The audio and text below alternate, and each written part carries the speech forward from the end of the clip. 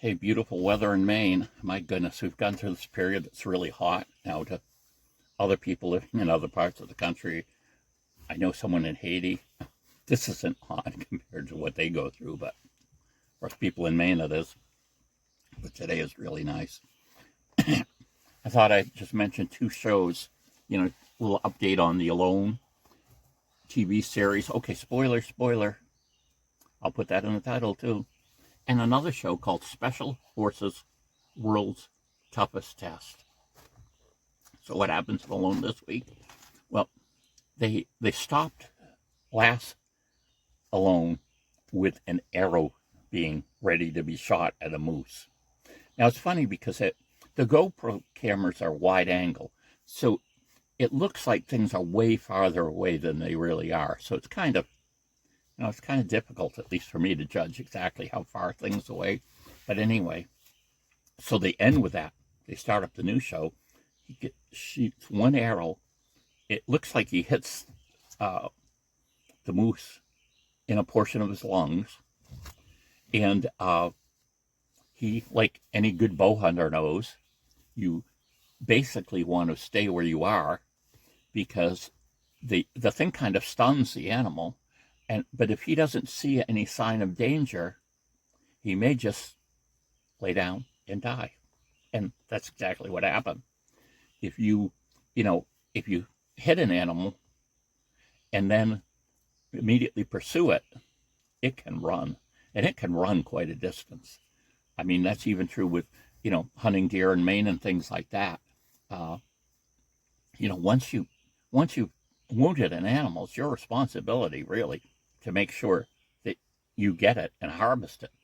And so anyway, he makes this really clean kill. And this moose is humongous. They're saying it might have like 600 pounds of meat, usable meat. And, it's funny because, of course, he has the problems, the issues of he has to transport it back to his cabin. He has to preserve some of it somehow. He's got to keep it, protected from bears and things like this. And so he has to make numerous trips back. I forget if they said he was a mile away from this camp, but he has to just bring the stuff back, which he does. And it's funny, someone else who's kind of struggling along basically talks about how immoral it would be to get a moose. That it'd be immoral to shoot this animal when you can't really use all of the parts of the animal, and you can't preserve it all. So something's going to go bad, and so it was kind of immoral to get a moose. This other contestant is thinking, and it's really like, survival. This is supposed to be something about survival, and you want to be in the best physical shape you can be in, so you'll make it to the end. And we've seen over and over the thing that the person who gets the most high quality protein is basically usually the winner. Someone who kills a large animal or has this constant supply. I know one series, I forget which one it was, but they kind of downplayed it a little bit. This guy, they're on the ocean, and this guy's he's made some kind of crab trap, right? And he's pulling up he's in Alaska, all of these nice crabs. He's eating crab all the time. I mean, he's really eating some really rich, good food. And he wins. There's more to it than that, of course. I've noticed that people who really, really want the money are the ones that tend to win. Because if people are in it just to prove something to themselves, they can they can decide on day 3 that they prove something to themselves. On day 10, on day 20, they can. What is interesting, though, is this idea of the isolation you go into. And, there's a woman who's an indigenous, and it's a combination, but I'll say Creek part of, her indigenous part of her, okay? And she's going along pretty good, but suddenly she has overwhelming feeling of loneliness. And what she realizes is that, you know, people never survived singly alone. I mean, that would be a poor situation to find yourself in. Normally, you'd be part of, some people, a tribe or whatever you want to call it, and uh, you'd have that support. Some people would be doing that. Some people would be doing this. You go on the hunting party, there's going to be, it's not usually going to be one person. I mean, there may be cases where that happened, but that wouldn't be the ideal situation. People would go out and there would be maybe a small group, but still, you, it's not a situation. It's not, I guess what I'm trying to say is that it isn't that normal to be just alone in a horrible, you know, environment and, have to survive and not only survive, but thrive. Back when, before the, white settlers and all these different things, people were living off the land and they had to get the food, they had to bring it back. But it was a whole system. In other words, it wasn't like, look at me, I'm a prepper, I can live by myself, or I'm a survivalist, I can, look, I built a shelter and now I can live the rest of my life here. It was never that.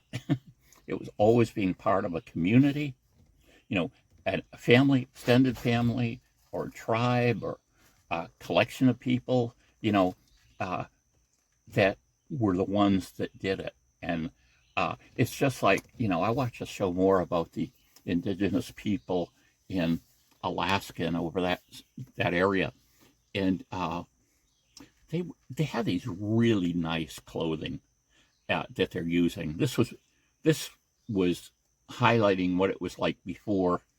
I don't know what else to say, but the culture was contaminated by white people or whatever, or Europeans, whatever. But you know what I'm saying? This is pre-settler, and their clothing. So the guys are out hunting, yeah, they're doing that. But what's happening at the home?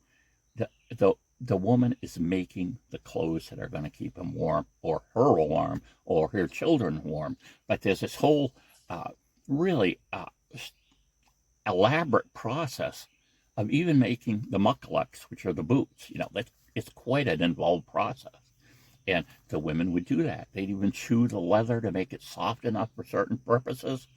But all I'm kind of trying to say here is that it was a complete culture that was surviving. It wasn't usually, a person alone. That's a survival situation where someone gets stuck, but normally they wouldn't be in that. And so that's kind of interesting, that play. And then I looked into this again, and if you're a nutritionist, maybe you can comment here, but so one of the things, you got the 600 pounds of meat. Well, obviously you get all the protein you need, but you don't necessarily have all the calories you need. Yes, there is fat there, that's good. But I've read some things, and it seems your body can only handle so much protein a day. So if all of a sudden you're eating double or triple that, the protein can't, there's some limited storage it can do in your body, but it's very limited. Now, a lot of the protein in these situations where these people are in, they've beaten their bodies up. So some of the protein is going to be, used immediately, trying to repair the body. But the idea is, if you eat, like double or triple the amount of protein you really need, that protein actually gets turned into fat. So in other words, instead of it going on the protein column, it goes over to the fat column, the pure, calorie column, which is something you need there because, it's so cold, there's so much manual labor, but your body, I've heard some people say that you need about 5,000 calories a day to be in a really cold region and to function well. And that's a lot. So you can't be eating 1,000 calories a day, which we see these people and they're losing like a pound or more every day.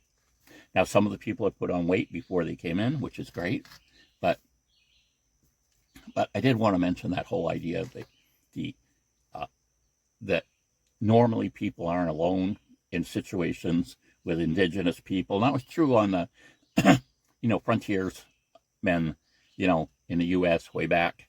They would go out, but a lot of times they would have a horse with them. They'd have different things, rifles, guns, whatever. And yeah, they did that. They went out and they came back. But again, sometimes those people went out in parties. And specifically, too, when we get back to the indigenous people, people went out in groups. And they could divide up the labor that way, and it just worked so much more effectively. So anyway, it was interesting. Be interesting to see. Of course, he's a little worried. The guy that got it, the moose, is worried a little bit about bears, which he should be. So it'll be interesting to see how he handles that, and just the idea. It isn't wicked cold yet, so that you have the concern about maybe the meat could spoil, and you certainly don't want to be eating spoiled meat. Now, we haven't seen any dramatic needs to rescue people. Yeah, people get pulled. They do these health checks that they kind of don't show them all, but eventually they're doing them almost like every 3 days. They're checking on people. But they have to go back often, because notice how they always have a headband light that works? Well, no way are the batteries that they set them up with are going to last 50 or 60 days. Plus all the batteries for the cameras, those wear out pretty quick. So there's got to be this contact of, the health check, the battery check, and all the battery replacement, the tape, that now it's not tape or film, it's an SD card or micro SD card, and that has to be swapped out. So there's quite a bit more contact that's happening that we don't see. But anyway, so now the next show,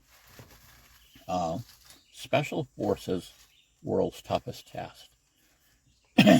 So they pick 14 celebrities, okay, but some of them are athletic celebrities. Like one of the girls she got the gold, fairly smaller size black woman who won the gold medal for fast ice skating. That isn't what they call it. You know what I mean? It's based on the idea how fast you can go, like a race type thing. And she got a gold medal in it. There's another guy that's gotten all kinds of, awards and things for physical things. And then there just are people that are celebrities that are there too. So they've got these 14 people. And what they're doing is this selection process. And they say these things have been modified. I'm sure they're a lot tougher than what these people are going through. But I'm going to just mention one of them that was kind of interesting, at least to me. They basically had what looked like a shell of a helicopter, right? And of course, the water's ice, really, really cold. They've already been in cold water a bunch of times for some other things. So in this exercise, the helicopter is going to be dropped into the water, and they're going to have to take a breath before they get under the water, and then they're going to have to wait for 15 seconds before, and there's someone there to tell them when 15 seconds is up, but there's someone there that's going to, tap on the shoulder, then they have to reach over and get a life jacket, and then they can go up to the top. And I believe, they don't say exactly, but I believe the 15 seconds have to do with the rotors. And, they're spinning. Helicopter crashes are horrible. And, jumping out of a helicopter, you can end up getting chopped up by the blades. Well, I think the idea here is that if you drop and you wait 15 seconds before you go up, that, the helicopter's got down enough, the blades aren't turning anymore, and it's relatively safe to go up. So that, just to mention, is one of the tests. And there's, there's 2 or 3 of these tests in each hour. I believe there were 7 shows. There's 14 contestants. And at any time, they get a band on with a number. At any time, they can take it off and pass it to one of they call them staff. There's these, a group of guys from, you know, that were in special forces, and uh, and say they're voluntarily leaving. They have some different term for it, but that idea. And plus, they can pull people for medical reasons, and they end up doing that with some people.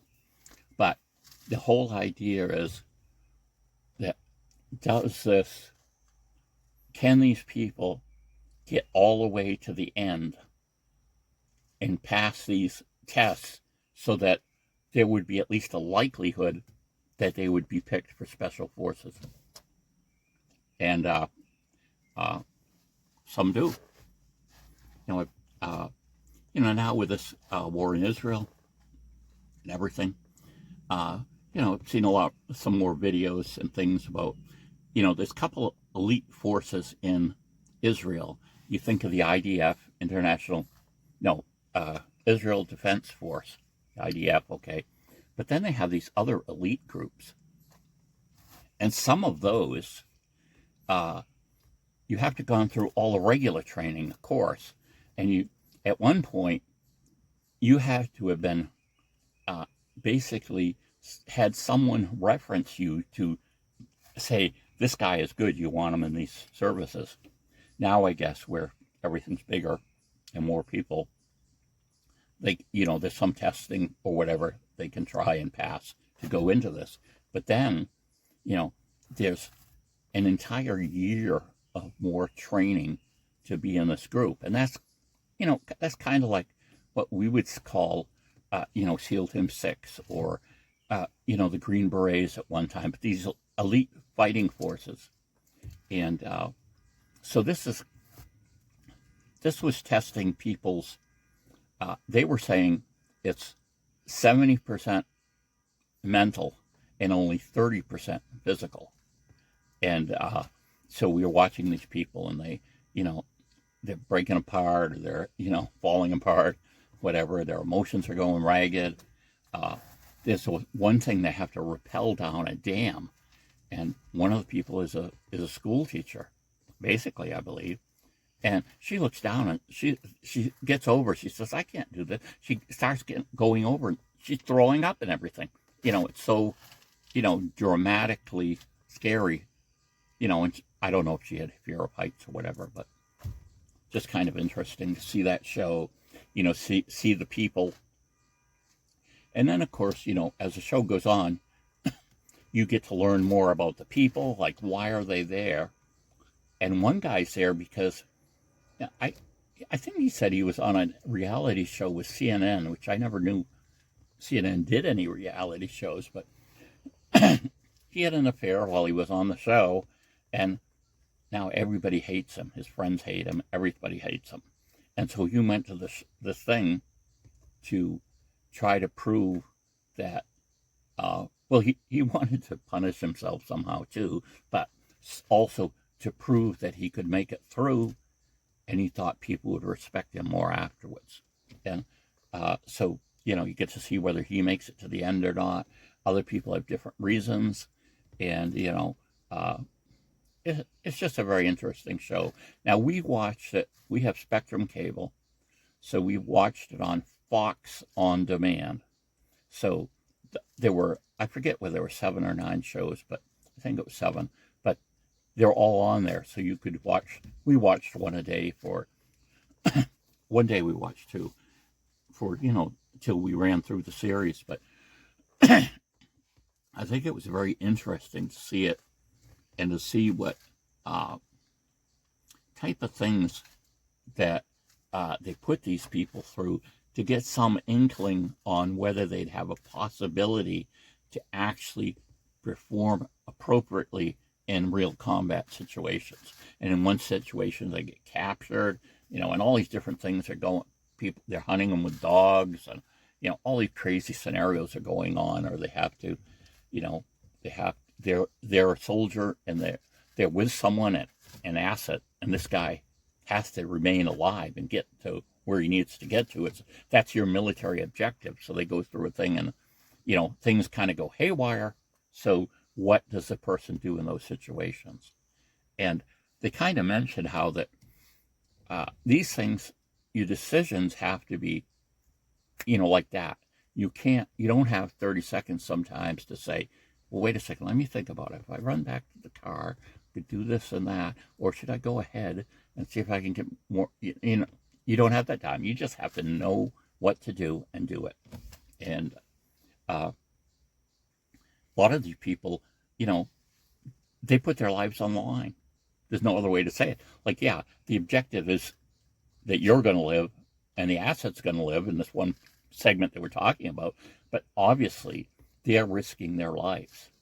They're in a situation where they could be, killed at any moment by the enemy, or something, this helicopter thing that could drown without, just on a, people have died recently in training exercises in helicopters here in the U.S. just on the training. I mean, helicopters they're really a beast.